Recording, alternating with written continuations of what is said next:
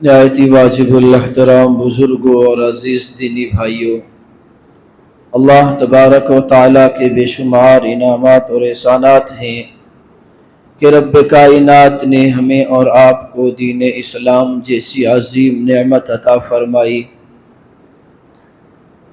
اور مزید کرم یہ فرمایا اللہ نے اپنے محبوب جناب محمد الرسول اللہ صلی اللہ علیہ وسلم کی امت میں پیدا فرمایا۔ اسلامی مہینوں کے اعتبار سے یہ سال کا آخری مہینہ ذی الحجۃ الحرام چل رہا ہے۔ اس مہینے میں جہاں ہم ابراہیم علیہ السلام اور ان کے لخت جگر حضرت اسماعیل علیہ السلام کی قربانی کا تذکرہ کرتے اور سنتے ہیں اور ان کے واقعات سے بلوث قربانیوں سے اپنے ایمان کو جلا بخشتے ہیں، حضرت ابراہیم علیہ السلام کے واقعات سے ہمیں اور آپ کو جہاں توحید کا سبق ملتا ہے، اسی طریقے سے اس مہینے میں بلکہ اسلام کی پوری تاریخ قربانیوں کی تاریخ ہے۔ اسلام ہمیشہ قربانیوں سے پھلا اور پھولا ہے، اور اسلام کو اگر ترقی ملی ہے تو قربانیوں سے ملی ہے۔ یہ دین جو ہمیں اور آپ کو ملا ہے یہ اتنا سستا اور اتنا ارزاں نہیں ہے،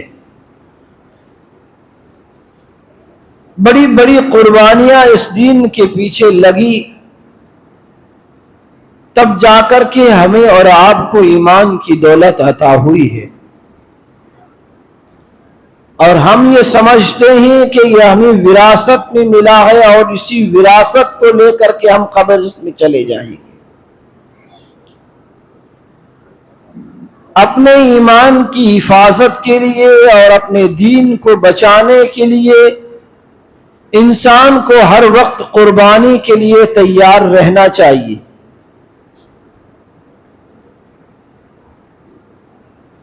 اسلام کی تاریخ قربانیوں کی تاریخ ہے۔ جہاں اسلامی سال مکمل ہوتا ہے وہ قربانیوں پر اختتام ہوتا ہے۔ اس امت کو ملت ابراہیم اور ملت حنیف کہا گیا، تو ابراہیم علیہ السلام کی قربانیوں کا تذکرہ قرآن کریم میں کیا گیا۔ اسی طریقے سے اسی مہینے کی 18 تاریخ کو حضرت عثمان غنی رضی اللہ تعالیٰ عنہ کی شہادت بھی گزری۔ اب یہ سال ختم ہو رہا ہے اور نیا سال شروع ہونے جا رہا ہے۔ جب اس سال کے اختتام پر ہم نظر ڈالتے ہیں اور سال کے ابتدا پر نظر ڈالتے ہیں تو ہمیں یہ بجا طور پر نظر آتا ہے کہ ایک طرف حضرت عثمان غنی رضی اللہ تعالیٰ عنہ کی شہادت نظر آتی ہے، تو اسی مہینے میں ذی الحجۃ الحرام کے آخر دنوں میں یعنی 26 یا 27 ذی الحجہ کو امام عدل و حریت نبی کریم صلی اللہ علیہ وسلم کے سسر اور اللہ کے رسول صلی اللہ علیہ وسلم کے دوسرے خلیفہ امام عدل و حریت سیدنا عمر فاروق رضی اللہ تعالیٰ عنہ کی شہادت کی تاریخ بھی ہمیں ملتی ہے۔ حضرت عمر رضی اللہ تعالیٰ عنہ کی شہادت یکم محرم الحرام کو ہوئی۔ یہ محرم الحرام کی پہلی تاریخ حضرت عمر فاروق رضی اللہ تعالیٰ عنہ کی شہادت کا دن ہے، اور ذی الحجہ کے آخری دنوں میں حضرت عمر فاروق رضی اللہ تعالیٰ عنہ پر نماز فجر میں حملہ ہوتا ہے، اور آپ زخمی ہوتے ہیں۔ 3 دن تک زخمی حالت میں گزار کر کے یکم محرم الحرام سن 24 ہجری کو اللہ کے پاک پیغمبر کا یہ دوسرا خلیفہ امام عدل و حریت آدھی دنیا پر اسلام کا پرچم بلند کرنے والا، وہ ملت اسلامیہ کا عظیم فرزند مسجد نبوی میں مصلی رسول پر اپنی جا آفری کے حوالے کر کے ہمیشہ ہمیشہ کے لیے نبی کے پہلو میں سو جاتا ہے۔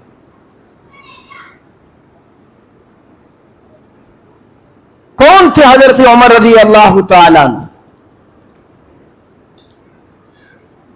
نبی کریم صلی اللہ علیہ وسلم نے جب دعوت اسلام کی شروعات کی، آپ نے اول ویلے میں جب لوگوں کو توحید کی طرف بلایا، سارا قریش اور سارا مکے والے لوگ آپ کے دشمن بن گئے۔ سرداران قریش آپ کے مد مقابل میں کھڑے ہیں۔ اس وقت قریش کے سرداروں میں اور ان کے جوانوں میں اور بہادروں میں جو سب سے زیادہ نبی کریم صلی اللہ علیہ وسلم کے مقابلے میں کھڑے تھے، ان میں ایک ابو جہل تھا اور دوسرا عمر ابن خطاب تھا۔ اسلام کی دشمنی اور نبی کی دشمنی رگ رگ میں بسی ہوئی۔ روز ان کی یہ کوشش تھی کہ کوئی محمد الرسول اللہ کے دامن میں شامل نہ ہو جائے۔ اگر کہیں سے پتہ چل جاتا کہ کسی نے اسلام قبول کر لیا ہے تو یہ لوگ جاتے اور اس کو تشدد کا نشانہ بناتے اور ان پر ظلم کے پہاڑ توڑے جاتے۔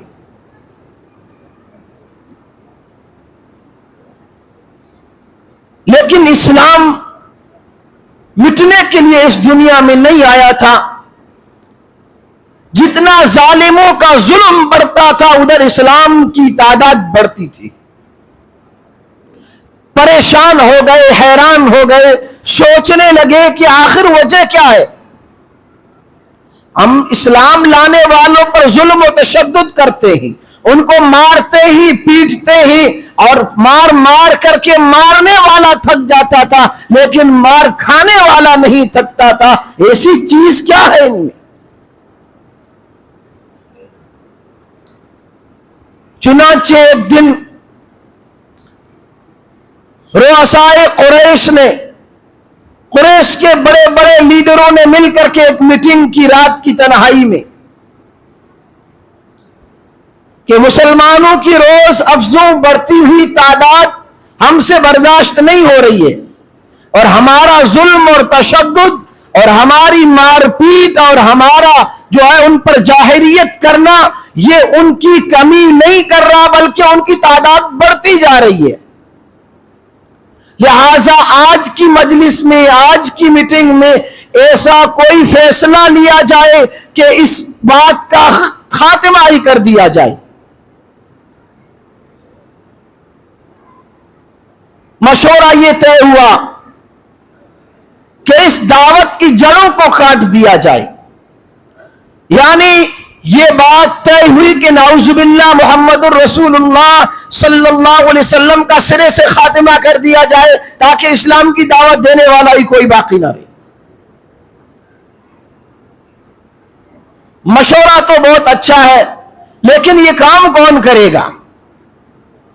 کس کے اندر یہ ہمت اور جرأت محمد الرسول اللہ پر ہاتھ اٹھائے؟ قریش کے خاندان کے اس معزز شخصیت پر جس کو دشمن بھی صادق اور امین کے نام سے پکارتے تھے، کس کی ہمت اور جرأت؟ حضرت عمر رضی اللہ تعالیٰ عنہ حالت کفر میں ہے اور اسلام دشمنی ان کے دل میں ابل رہی ہے، کھڑے ہو گیا اور کہنے لگے کہ میں آج محمد رسول اللہ کا خاتمہ کروں گا۔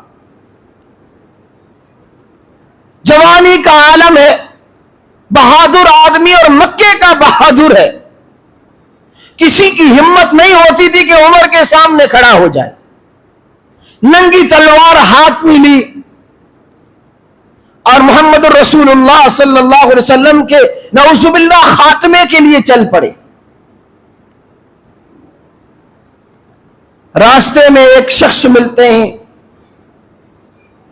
عمر کی آنکھوں میں جلال ہے، چہرہ غصے سے لال ہے، ہاتھ میں ننگی تلوار ہے, راستہ روک کر کے پوچھتے ہیں عمر کہاں جا رہے ہو؟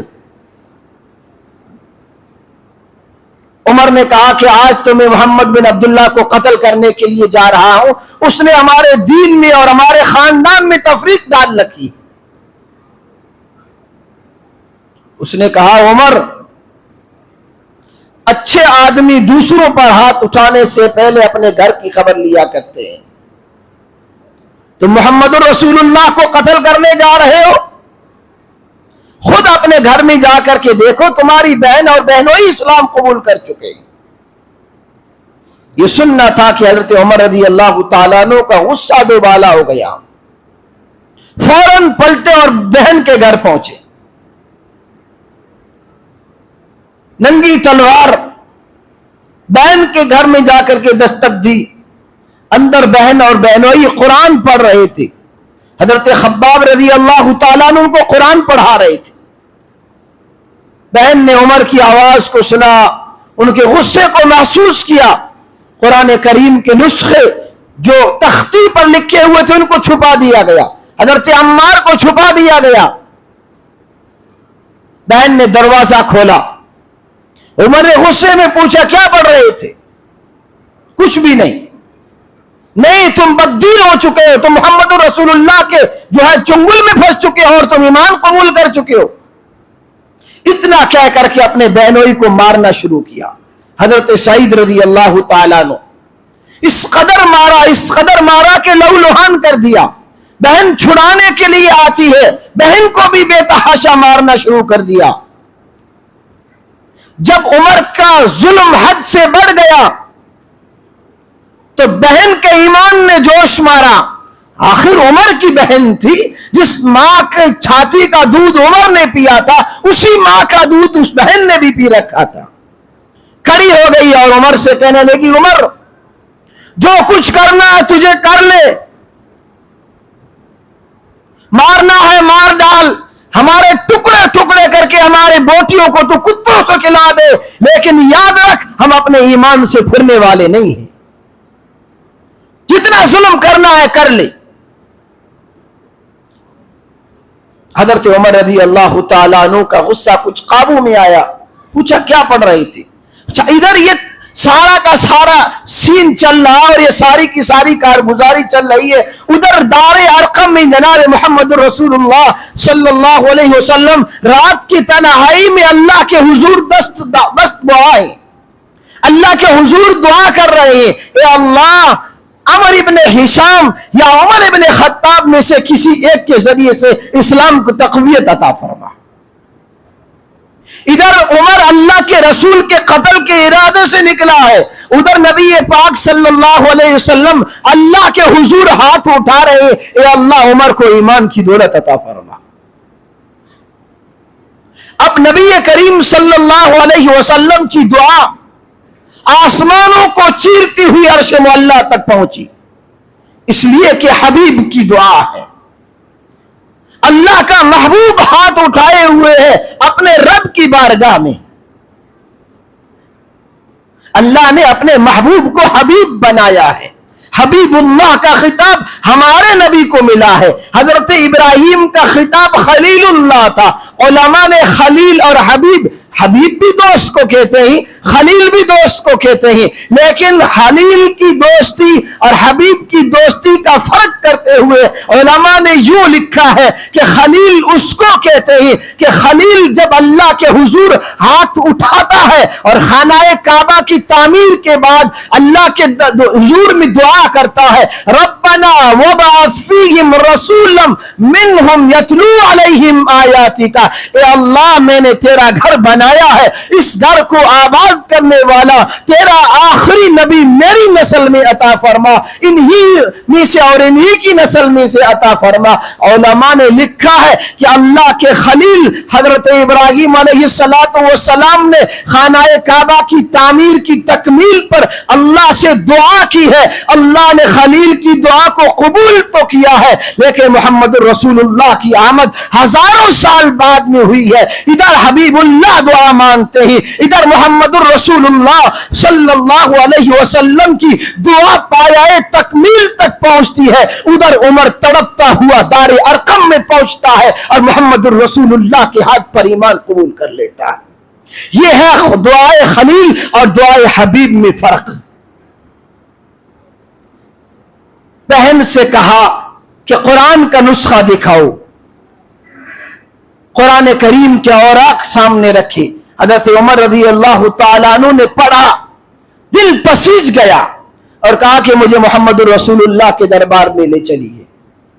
اسی ننگی تلوار کے ساتھ حضرت خباب بھی باہر آگے چھپے ہوئے تھے، ان کے بہنوئی دونوں نے مل کر حضرت عمر رضی اللہ تعالیٰ عنہ کو نبی پاک صلی اللہ علیہ وسلم کی خدمت میں پہنچے۔ دروازہ کھٹکھٹایا، دیکھا تو عمر آ رہے ننگی تلوار کے ساتھ۔ کیا ارادہ ہے؟ حضرت امیر حمزہ رضی اللہ تعالیٰ عنہ ایمان قبول کر چکے، انہوں نے کہا کہ دروازہ کھول دو، اگر اچھی نیت سے آئے گا تو استقبال کیا جائے گا، اور اگر بری نیت سے آئے گا تو اسی کی تلوار سے اس کا کام تمام کر لیا جائے گا۔ لیکن دروازہ کھولا، حضرت عمر رضی اللہ تعالیٰ عنہ اندر تشریف لائے۔ اللہ کے رسول صلی اللہ علیہ وسلم نے پوچھا عمر کیسے آنا ہوا؟ یا رسول اللہ ایمان قبول کرنے کے لیے آیا ہوں۔ صحابہ کرام نے جوش کے ساتھ ایسا نعرہ لگایا کہ مکہ المکرمہ کی وادی گونج اٹھی۔ عمر ایمان لے کر کے آ گئے، جس کو نبی کریم صلی اللہ علیہ وسلم نے ابھی اللہ سے مانگا ہے اور اللہ کے رسول کے قدموں میں آ گیا ہے۔ عمر، علماء نے لکھا ہے کہ عمر سر لینے کے لیے گیا تھا، سر دے بیٹھا ہے، ایمان قبول کر لیا۔ نبی کریم صلی اللہ علیہ وسلم دار ارقم میں ہیں، علماء نے لکھا ہے کہ حضرت عمر رضی اللہ تعالیٰ عنہ کے ایمان سے اسلام خلوت سے جلوت میں آ گیا۔ حضرت عمر کے ایمان قبول کرنے سے پہلے مسلمانوں پر ظلم کیے جاتے تھے، مسلمان کھلے طور پر اپنی عبادت نہیں کر سکتے تھے، دار ارقم میں نمازیں ادا کی جاتی تھی، وہی سارے امور ادا کیے جاتے تھے۔ حضرت عمر رضی اللہ تعالیٰ عنہ ایمان لاتے ہی کھڑے ہو گئے، اللہ کے رسول اب یہاں عبادت نہیں ہوگی۔ عمر کے اسلام لانے سے پہلے بھی تم چھپ کر کے نمازیں پڑھو، اور عمر کے اسلام لانے کے بعد بھی تم نمازیں چپ کر کے ادا کرو، تو عمر کے اسلام لانے کا فائدہ کیا ہوا؟ چلیے آج مسجد حرام میں نماز ادا کی جائے گی، مسلمانوں کی دو صفیں بنائی گئی، نبی کریم صلی اللہ علیہ وسلم آگے ہیں، ایک صف کے آگے حضرت عمر رضی اللہ تعالیٰ عنہ ننگی تلوار کے ساتھ چل رہی، دوسری صف میں حضرت امیر حمزہ رضی اللہ تعالیٰ عنہ چل رہی، اور برملا مسجد حرام میں پہنچتے ہیں، کفار کی آنکھیں پھٹی کی پھٹی رہ گئی۔ عمر جس کو ہم نے نبی کا سر لینے کے لیے بھیجا تھا، نبی کا قتل کرنے کے لیے ہم نے بھیجا تھا، یہ تو ان کی صف میں داخل ہو چکا ہے۔ کسی کی ہمت اور مجال نہیں ہوئی کہ مسلمانوں کو خانہ کعبہ میں نماز پڑھنے سے روک سکے۔ نبی کریم صلی اللہ علیہ وسلم نے خوش ہو کر کے اس وقت خطاب دیا تھا کہ عمر تو فاروق ہے، تیرے اسلام لانے سے حق اور باطل میں، کفر اور شرک اور توحید کے درمیان میں واضح فرق ہو گیا ہے۔ یہ حضرت عمر رضی اللہ تعالیٰ عنہ کی شخصیت ہے۔ اللہ تبارک و تعالیٰ نے وہ مقام عطا فرمایا تھا حضرت عمر رضی اللہ تعالیٰ عنہ کو کہ اللہ نے حضرت عمر رضی اللہ تعالیٰ عنہ کا جو مزاج رکھا تھا وہ شریعت پر ایسا مزاج تھا، ایسا شریعت اور جو فطرت، جو دین فطرت ہے، دین اسلام، حضرت عمر کی عادت، حضرت عمر کے افکار و خیالات فطرت سے اتنے ملتے جلتے تھے کہ کئی قرآن کریم کی آیات ایسی ہے کہ عمر نے زمین پر جملہ ادا کیا، اللہ نے اس جملے کو قرآن بنا کر کے قرآن میں نازل فرما دیا۔ تقریباً 22 آیات قرآن کریم کی وہ ہیں کہ جن کو حضرت عمر نے زمین پر اپنی زبان سے ادا کیا، قرآن کریم میں ہو بہو وہی الفاظ قرآن میں نقل کیے گئے۔ بعض وہ باتیں تھی جو حضرت عمر رضی اللہ تعالیٰ عنہ نے رائے دی اور قرآن نے حضرت عمر کی رائے کے مطابق فیصلہ کیا۔ نبی کریم صلی اللہ علیہ وسلم کے ساتھ خانہ کعبہ کا طواف کر رہے حضرت عمر رضی اللہ تعالیٰ عنہ، طواف مکمل ہوا، جانے لگے، اللہ کے رسول صلی اللہ علیہ وسلم کا دامن پکڑا، حضرت عمر رضی اللہ تعالیٰ عنہ نے عرض کیا اللہ کے رسول میرا جی یہ چاہتا ہے کہ مقام ابراہیم جو ہے جہاں پر وہ پتھر رسب ہے جس پر کھڑے ہو کر کے حضرت ابراہیم علیہ السلام نے خانہ کعبہ کی تعمیر فرمائی تھی، میرا جی یہ چاہتا ہے کہ مقام ابراہیم کے پاس کھڑے ہو کر کے میں 2 گانا نماز ادا کروں۔ اللہ کے رسول صلی اللہ علیہ وسلم خاموش، زبان حال سے یوں کہہ رہے عمر تیری رائے تو بہت اچھی ہے لیکن جب تک اللہ کا حکم نہیں آئے گا میں تیرے کو حکم نہیں دے سکتا۔ کچھ ہی دیر گزری ہی جبریل آتے ہیں اور اللہ کا کلام لے کر کے آتے ہیں اور یہ پیغام سناتے ہیں وَاتَّخِذُوا مِن مَّقَامِ إِبْرَاهِيمَ مُصَلًّى۔ اللہ کے رسول صلی اللہ علیہ وسلم کو یہ حکم دیا گیا کہ مقام ابراہیم کے پاس 2 رکعت نماز پڑھو اور قیامت تک آنے والے جو مسلمانوں کے لیے جو بھی خانہ کعبہ کا طواف کرے گا طواف کے بعد 2 گانا نماز کو واجب قرار دیا گیا۔ اللہ کے رسول صلی اللہ علیہ وسلم کی خدمت میں بیٹھے ہیں حضرت عمر رضی اللہ تعالیٰ عنہ، عرض کرتے ہیں اللہ کے رسول میرا جی یہ چاہتا ہے کہ امہات المؤمنین رضوان اللہ علیہن کو حکم دیجئے کہ یہ پردہ کیا کریں، جب کہیں باہر جا رہے ہو تو اپنی چادروں کو اپنے چہروں پر ڈال لیا کریں تو یہ بہتر رہے گا۔ حضرت عمر رضی اللہ تعالیٰ عنہ کی رائے اللہ کے رسول کی خدمت میں پیش ہوتی ہے۔ جبریل اللہ کا قرآن لے کر کے آتے ہیں، یا ایھا النبی قل لازواجک وبناتک ونساء المؤمنین یدنین علیہن من جلابیبہن۔ اے اللہ کے رسول، اے میرے محبوب، آپ اپنی بیویوں کو، اپنی بیٹیوں کو اور تمام ایمان والی عورتوں کو حکم دے دیجئے کہ وہ پردے کا اہتمام کیا کریں۔ کئی واقعات ایسے ہیں، حضرت عائشہ رضی اللہ تعالی عنہا پر منافقین نے تہمت لگائی، بڑی بھیانک تہمت لگائی۔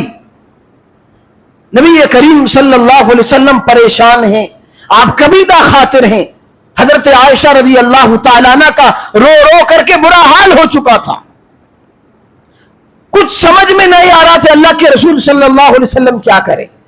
نبی کریم صلی اللہ علیہ وسلم نے صحابہ سے مشورہ کرنا شروع کیا، مختلف مشورے آئے، آرائی آئی صحابہ کرام کی۔ جب حضرت عمر رضی اللہ تعالیٰ عنہ سے اللہ کے رسول صلی اللہ علیہ وسلم نے اس معاملے میں جب رائے طلب کی تو برجستہ حضرت عمر رضی اللہ تعالیٰ عنہ کی زبان سے جملہ نکلا، سبحانک ھذا بہتان عظیم۔ اللہ کی ذات پاک ہے، یہ سب سے بڑا بہتان ہے جو حضرت عائشہ پر لگایا گیا ہے۔ اللہ کے رسول صلی اللہ علیہ وسلم سے حضرت عمر نے پوچھا، اللہ کے رسول آپ یہ بتلائیے کہ حضرت عائشہ کو آپ کے نکاح میں لانے والا کون؟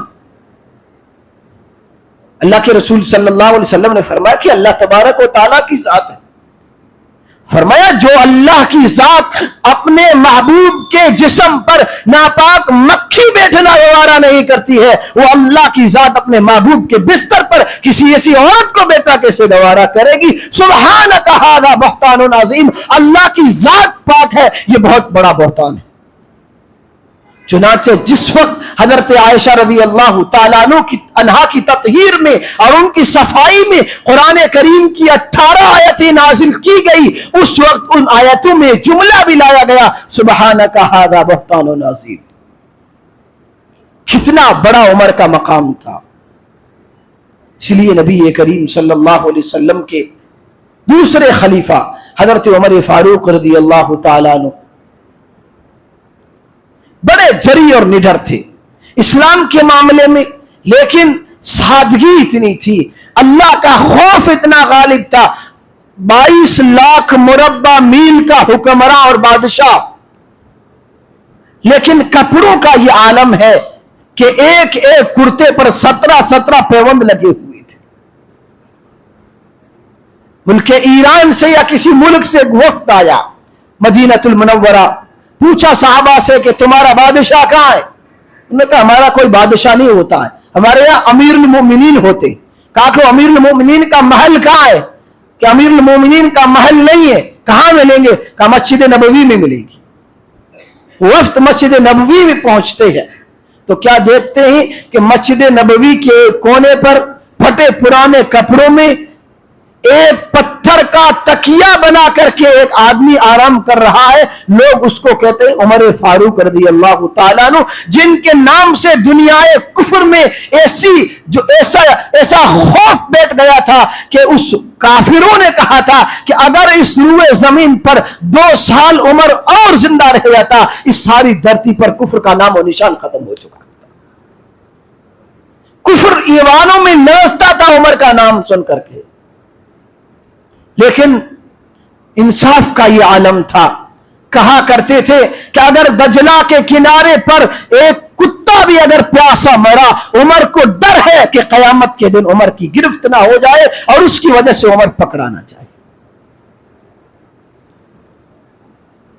یہ خوف تھا عمر رضی اللہ تعالیٰ عنہ کا، رعایا کے ساتھ کیا ہمدردی تھی، کیا خدمت تھی، اور کیسے کیسے عمر کے واقعات ہیں جن کو سنانا ہم بیٹھنے تو ایک لمبا عرصہ گزر سکتا ہے حضرت عمر رضی اللہ تعالیٰ عنہ۔